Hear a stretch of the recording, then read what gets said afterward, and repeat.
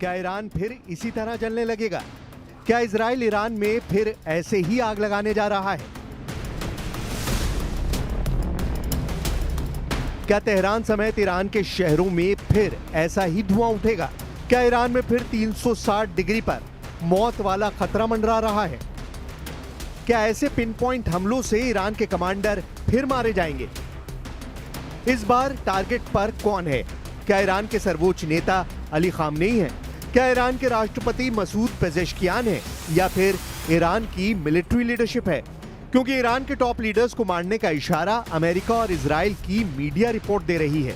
इन reports में बताया गया है कि कैसे जून में ईरान की मिलिट्री और पॉलिटिकल लीडरशिप को टारगेट बनाया गया। इन खबरों के बाद से ईरान में रेड अलर्ट है।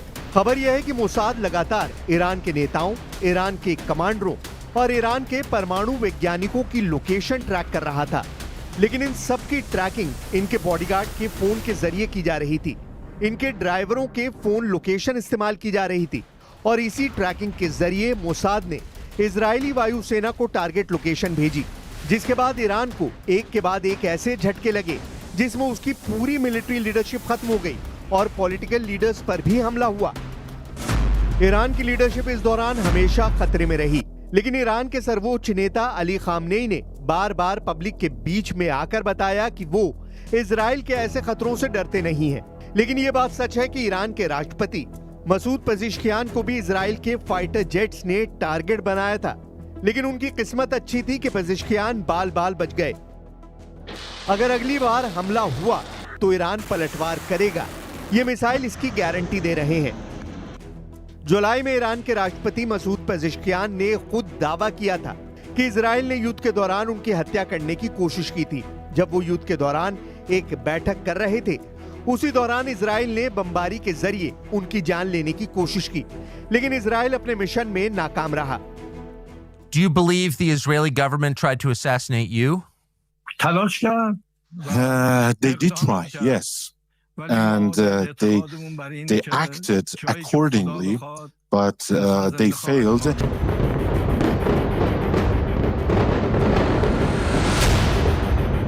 जून में ईरान और इजराइल के बीच 12 दिन तक चले युद्ध में जब पहला हमला हुआ था, तब इजराइल ने ईरान के कई बड़े सैन्य कमांडर और वैज्ञानिकों को मार डाला था।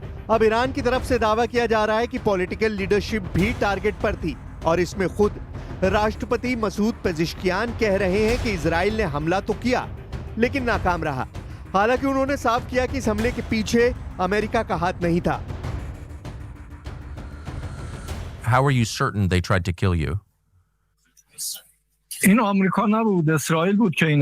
Of course, it was not the U.S. that was behind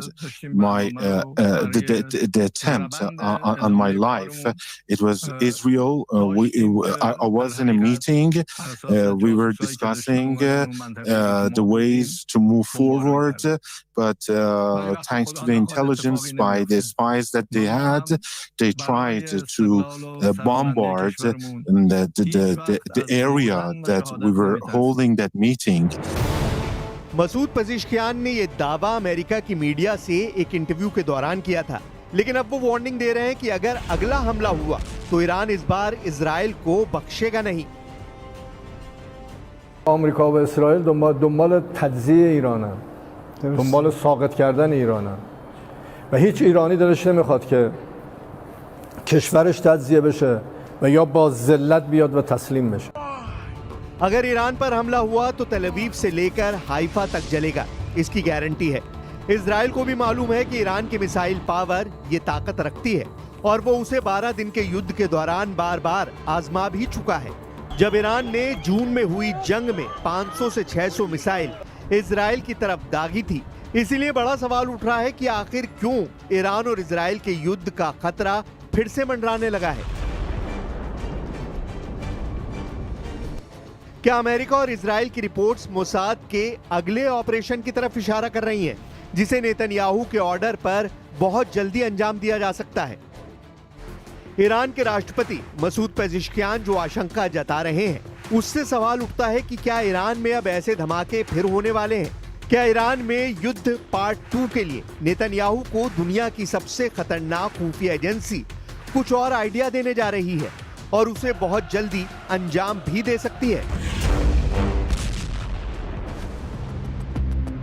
इसमें कोई शक नहीं कि इजराइल की एयरफोर्स फिर से सुपर एक्टिव मोड में है। इजराइल के एयरबेस पर लगातार काम चल रहा है। यह है अमेरिका से सप्लाई किया गया MK-84 बंकर बस्टर बम। इसी बम से इजराइल ने अब तक गाजा के कोने कोने को मिट्टी में मिलाया है और ईरान पर भी ऐसे ही बमों से हमले किए गए हैं। लेकिन सितंबर महीने को लेकर नेतन्याहू की जो तैयारी है वो एक लंबे युद्ध की तरफ इशारा कर रही है।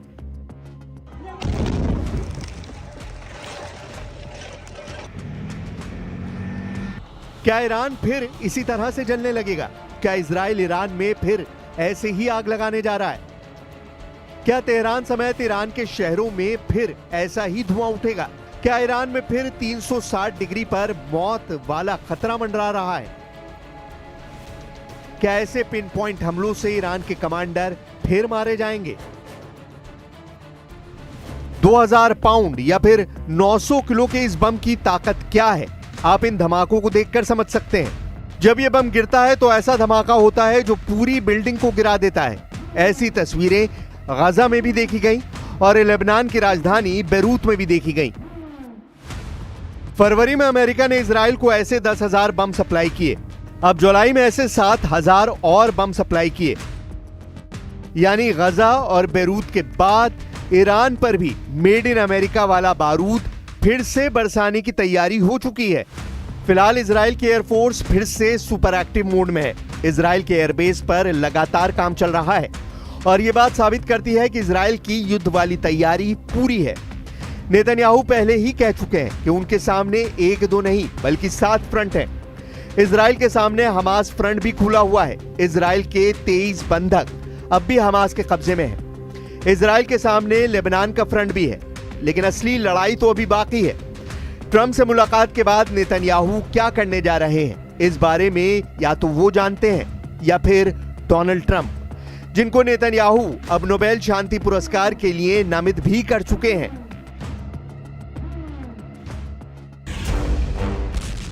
तेहरान में ये धमाका देखिए, रेड लाइट पर खड़ी कारों के उड़ते हुए चीथड़े। इस धमाके ने माचिस की डिबिया की तरह सब कुछ तहस नहस कर दिया। 13 जून को शुरू हुए युद्ध की शुरुआत इजराइल ने ऐसे ही हमलों से की थी। इस धमाके को देखकर किसी के भी रोंगटे खड़े हो जाएंगे। ये तेहरान पर हमले का वीडियो है। अब इजराइल की ख्वाहिश बता रही है कि वो इस धमाके से 10 गुना ताकत वाला ब्लास्ट करना चाहता है। सवाल वही है कि इस बार टारगेट पर कौन है? क्या ईरान के सर्वोच्च नेता अली खामनेई है? क्या ईरान के राष्ट्रपति मसूद पेजिशकियान है? या फिर ईरान की मिलिट्री लीडरशिप है? ما دنبال جنگ نیستیم ولی اگه بخوام تجاوز کنم با قدرت جلوشون میستیم. ما نمیخوایم به جنگیم، از روز اولم گفتیم، ولی از جنگم هراس نداریم. तेहरान में हमास चीफ इस्माइल हानिया के मर्डर और लेबनान में पेजर अटैक के बाद खामनेई को एहसास हो गया था कि ऐसा हमला ईरान पर भी हो सकता है। इसीलिए मोसाद की ट्रैकिंग से बचने के लिए ईरान में बहुत बड़ा अलर्ट जारी किया गया। बड़े बड़े लीडर चाहे खुद मोबाइल और बाकी कम्युनिकेशन उपकरणों से तो दूर रहें, लेकिन मोसाद बहुत चालाक निकला। इजराइल की एक खुफिया एजेंसी ने ईरान की लीडरशिप को खत्म करने के लिए तमाम हाई प्रोफाइल लोगों के साथ चलने वाले या फिर उनके करीब रहने वाले बॉडीगार्ड्स और ड्राइवर या फिर अधिकारियों तक को मोसाद ट्रैक करता रहा। न्यूयॉर्क टाइम्स में छपी खबर में बताया गया है कि मोसाद लगातार ईरान के नेताओं, ईरान के कमांडरों और ईरान के परमाणु वैज्ञानिकों की लोकेशन ट्रैक कर रहा था। लेकिन इन सबकी ट्रैकिंग इनके बॉडीगार्ड्स के फोन के जरिए की जा रही थी। इनके ड्राइवर्स की फोन लोकेशन इस्तेमाल की जा रही थी और इसी ट्रैकिंग के जरिए मोसाद ने इजरायली वायुसेना को टारगेट लोकेशन भेजी, जिसके बाद ईरान को एक के बाद एक ऐसे झटके लगे जिसमें उसकी पूरी मिलिट्री लीडरशिप लगभग खत्म हो गई और पॉलिटिकल लीडर्स पर भी हमला हुआ। 12 दिन के युद्ध के दौरान इजराइल के हमलों में ईरान के करीब 1100 लोगों की जान गई। इनमें उनके कई सैन्य कमांडर और वैज्ञानिक भी शामिल थे। यमन पर हुआ यह हमला बता रहा है कि इजराइल के तेवर खतरनाक हैं। इस हमले में यमन के प्रधानमंत्री समेत कई नेताओं को मार डाला गया। इजराइल ने यमन पर इस बड़े हमले के बाद बताने की कोशिश की है कि उसके टारगेट पर अब ईरान है। ऐसे में सवाल है कि क्या इजराइल और ईरान का युद्ध फिर से शुरू होने वाला है?